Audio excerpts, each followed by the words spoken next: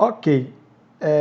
Vamos continuar a falar da prisão em flagrante, 307 e 308 agora. Veja só. Aqui é mais leitura mesmo, assim, tentar compreender de acordo com a leitura do dispositivo, porque isso aqui não preciso nem colocar nenhum exemplo aqui não, tá? É uma leitura tranquila, veja só. 307. Quando o fato for praticado em presença da autoridade ou contra a autoridade, no exercício de suas funções, constarão do auto a narração deste fato, a voz de prisão, as declarações que fizer o preso e os depoimentos das testemunhas, sendo tudo assinado pela autoridade, pelo preso e pelas testemunhas e remetido imediatamente ao juiz, a quem couber tomar conhecimento do fato delituoso, se não for a autoridade que houver presidido o feito. Ou seja, aqui é tipo assim, ó, o crime aconteceu na presença do delegado ou na presença do juiz. Aí vai ter que lavrar o auto de prisão em flagrante do mesmo jeito. Beleza? Só que vai ter essas pequenas peculiaridades aí. É muito tranquilo esse 307. Só está querendo dizer para você que se o crime acontecer na presença da autoridade, também vai ter que lavrar o auto de prisão em flagrante, é claro, com algumas mudanças pequenas aí no procedimento, tá?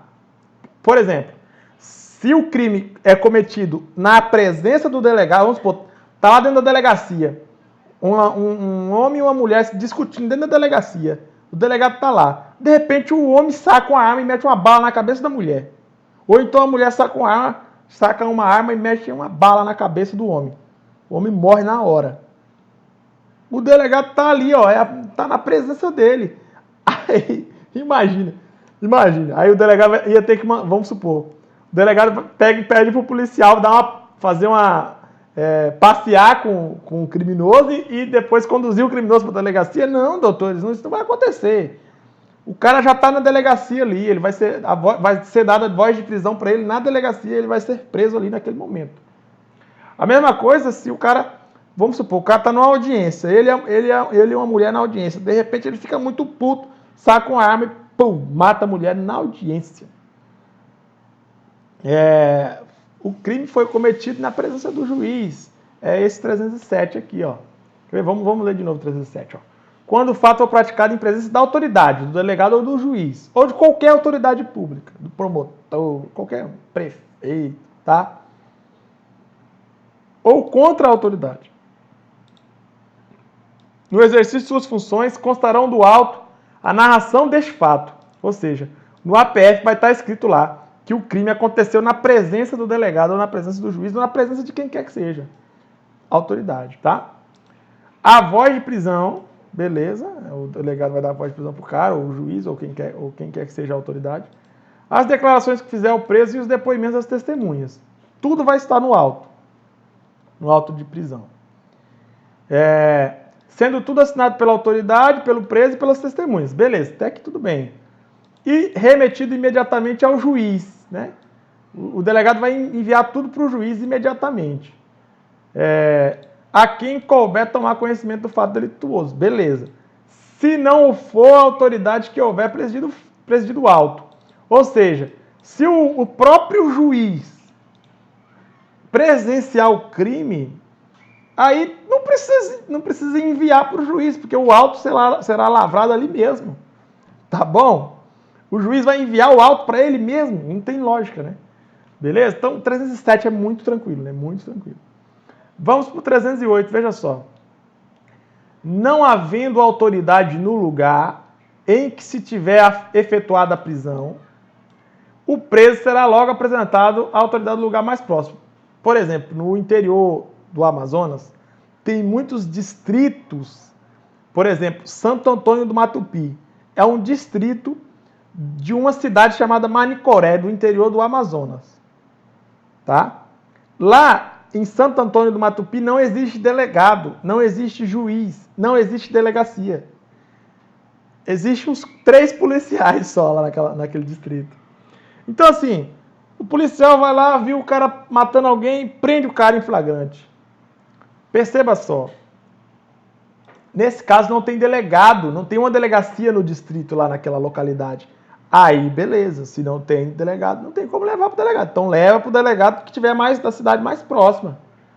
Tá bom? É o que está dizendo 308. 309. Se o réu se livrar solto, deverá ser posto em liberdade depois de lavrado o auto de prisão em flagrante. Então aqui é tipo assim, ó, a gente já até falou sobre isso aqui é tipo assim, o policial prende em flagrante o João, leva o João pro delegado. Chega lá, o delegado ouve o policial, ouve as testemunhas, ouve o acusado, e aí o delegado olha e fala, putz, aqui é caso de liberdade, aqui não pode não. Aqui, essa conduta que o João praticou não é crime. Ou seja, não é caso de prisão. O delegado vai livrar, vai dar a liberdade para o acusado. Simples assim, tá? Simples assim. Beleza. Agora, terminamos o artigo 309, 308 e 307 do CPP, né? Até aqui, tranquilidade. Até aqui, tranquilidade. Agora, doutores, vou finalizar o bloco, mas antes eu vou falar de uma coisa extremamente importante, né? Primeiro, a gente já aprendeu como que acontece o flagrante, né? A gente viu como que acontece o flagrante, né? Flagrante próprio, flagrante impróprio, flagrante presumido, blá, blá, blá, artigo 302 do CPP. Flagrante facultativo, flagrante compulsório, artigo 301 do CPP. Até aí, de boa. Aí, o cara vai ser levado para a delegacia. Quando ele é levado para a delegacia, doutores, o delegado vai tomar várias providências e dentro de 24 horas vai entregar a nota de culpa para o preso e vai enviar o APF para o juiz. Beleza, até aí tudo bem. Agora a gente vai ver o que o juiz vai fazer quando ele receber o APF lá no fórum. O que o juiz vai fazer, Jesus amado? Quais são as providências que o juiz tem que tomar? O juiz, ele tem 4 coisas a fazer, 4 coisas. Ou ele faz uma, ou ele faz outra, ou ele faz outra, ou ele faz outra. Beleza? Uma das 4 providências ele é obrigado a tomar. E outra, a lei não estabeleceu prazo não para ele tomar essas providências, mas essa providência deve ser tomada o mais rápido possível. Tá? Beleza? Quais são essas providências? Primeiro, se o juiz verificar que o flagrante é ilegal, ele vai relaxar o flagrante. Vai relaxar a prisão em flagrante. Ou seja, ele vai conceder o relaxamento da prisão. Ele vai pôr imediatamente o preso para fora da cadeia, para fora. Ele vai deixar o cara livre de novo. Essa é a primeira providência. Se o flagrante for ilegal. Agora, se o flagrante for legal, for lícita a prisão em flagrante, aí o juiz tem 3 outras opções para tomar. Ou ele vai conceder a liberdade provisória, que é a regra é conceder a liberdade provisória. Beleza? Porque, tipo assim, ele vai verificar que não estão presentes os requisitos para manter o cara preso e tal, não sei o que, não sei o que. O cara não apresenta nenhum risco, o cara não vai tentar fugir, e não sei o que, não sei o que, não sei o que. O juiz vai fundamentar lá e vai dizer, ó, põe o cara em liberdade provisória. Isso é o caminho em regra que o juiz tem que tomar. Agora vamos supor que o juiz ele detecta que o cara não pode ficar solto. Aí o que ele faz? Ele vai ir para a segunda opção que ele tem, ou terceira, né? Ele vai aplicar uma medida cautelar menos grave que a prisão.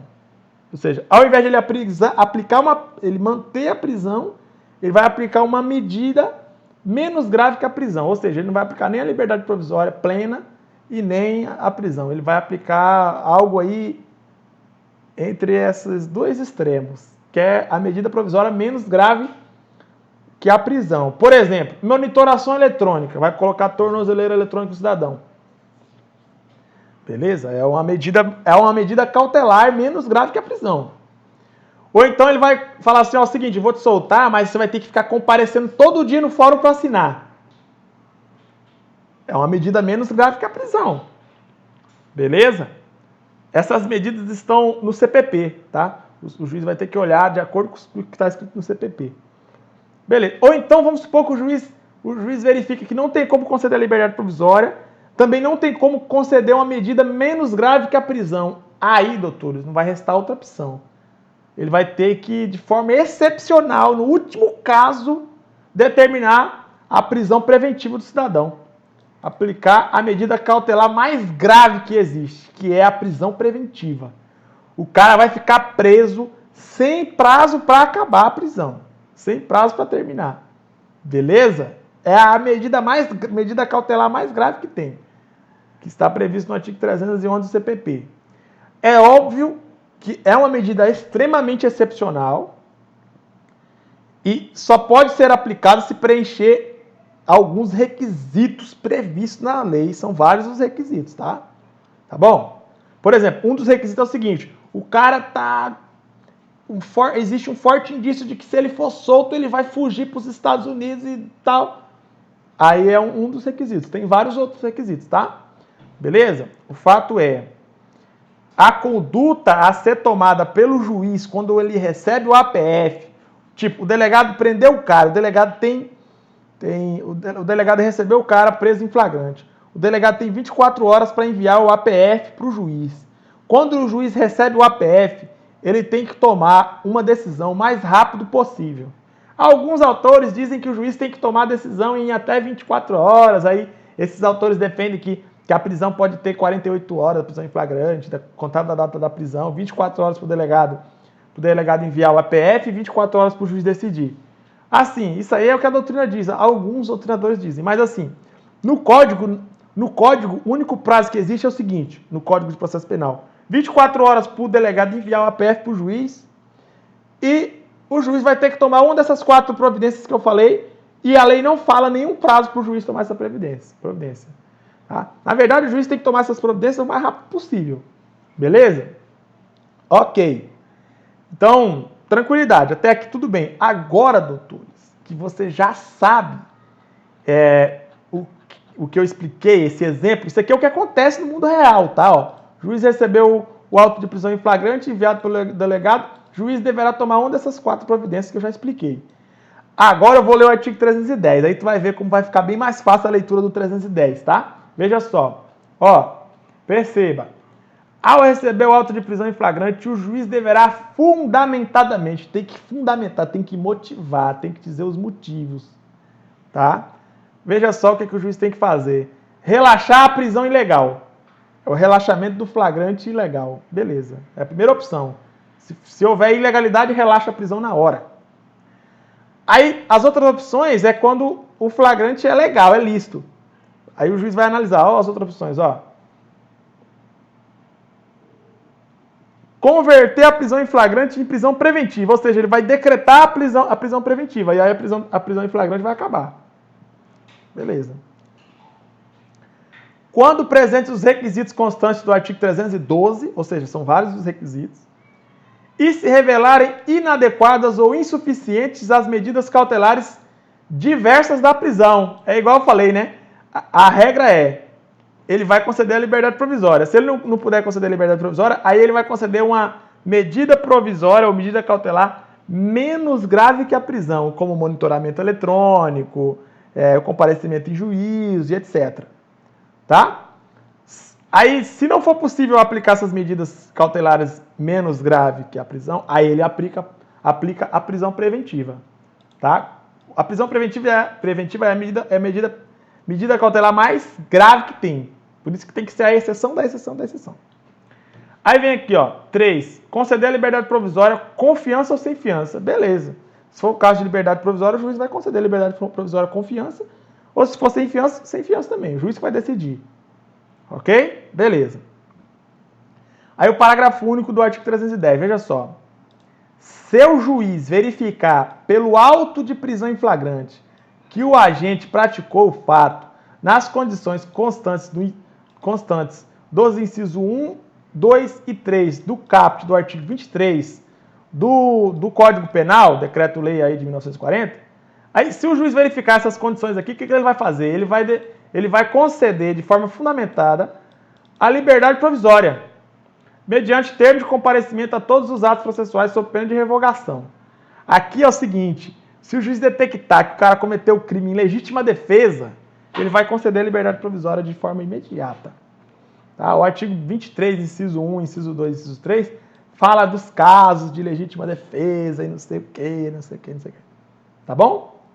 Beleza? Aí, é claro, nesses casos aí, o cara vai ser posto em liberdade, só que ele vai assinar um documento se comprometendo a comparecer a todos os atos processuais que forem praticados no processo. Tá? Se ele não comparecer em algum dos atos que ele for convocado para comparecer, por exemplo, uma audiência, ele foi convocado para audiência, ele não foi. Aí o juiz vai revogar a liberdade provisória e aí vai decidir se aplica a pena de prisão preventiva ou aplica outra medida cautelar menos grave que a prisão, tá bom? Beleza, então aqui eu finalizo com um tom de felicidade o artigo 301 até o artigo 310 do CPP. Em qualquer concurso de nível médio, você vai gabaritar as questões sobre esses artigos, sobre a prisão em flagrante. Beleza? Ok? Agora, para provar isso, vamos responder uma questão da CESP. Olha, questão top da CESP. E você verificará que basta você compreender o 301 ao 310 ou compreender alguma dessas regras, dessas informações que eu mencionei aqui nos blocos, para você poder responder com sucesso, com certeza, com plenitude as questões da CESP. Veja só, a questão da CESP tranquila demais que ela cobrou aqui, ó. Veja só o que a CESP cobrou. Veja só. Vou colocar a questãozinha aqui para a gente responder. Ó, aqui ó, STJ 2018, olha lá. A comunicação de prisão em flagrante deverá ocorrer em até 24 horas após a sua efetivação. Errado, doutores, mas muito errado, porque a gente aprendeu que quando o delegado recebe o preso na delegacia, doutores, ele tem que comunicar de imediato o juiz, o promotor e a família do preso ou a pessoa indicada pelo preso. De imediato. Tá? O prazo de 24 horas que o delegado tem não é para comunicar ao juiz, é para enviar para o juiz o APF, que é diferente de comunicar a prisão. Uma coisa é comunicar a prisão, outra coisa é enviar o APF. Tá? Comunicar a prisão para o juiz, para o promotor e para a família ou pessoa indicada pelo preso, isso aí é imediatamente, não é 24 horas não, é de imediato. Aí depois o delegado vai ter 24 horas, contado da data da hora da prisão, terá 24 horas para enviar o APF para o juiz, e se o preso não tiver nenhum advogado, o delegado vai enviar uma cópia do APF para a defensoria providenciar a defesa do acusado. Beleza? E nesse mesmo prazo de 24 horas, o delegado tem que entregar a nota de culpa para o preso. Lá na nota de culpa vai estar escrito lá quem prendeu o acusado, quem conduziu o acusado para a delegacia, quais foram as testemunhas. Tá? Vai estar tudo escrito lá na nota de culpa. Então, olha, temos 3 coisas diferentes aqui. A comunicação da prisão, o envio do APF e a entrega da nota de culpa. E lá no artigo 310 ainda temos mais uma coisa diferente, que é a decisão, a apreciação do juiz sobre o APF. O juiz vai ter aí, quando ele recebe o auto de prisão em flagrante, ele vai ter 4 medidas a tomar, tá? Que a gente já explicou essas 4 medidas, beleza? Então, voltando à questão aqui, ó, a questão está toda errada. Olha só. A comunicação da prisão em flagrante deverá ocorrer em até 24 horas. Errado, tem que acontecer de forma imediata. O auto de prisão deverá ser encaminhado ao juiz competente para a análise da possibilidade de relaxamento da prisão, beleza? De conversão da prisão em liberdade provisória. Pode ser. Ou de decretação da prisão preventiva. Na verdade é o seguinte, não é conversão, aqui é o seguinte, conversão da prisão em flagrante em prisão preventiva ou concessão da liberdade provisória aqui, tá? Tá errado aqui. Na verdade, tá tudo errado essa questão.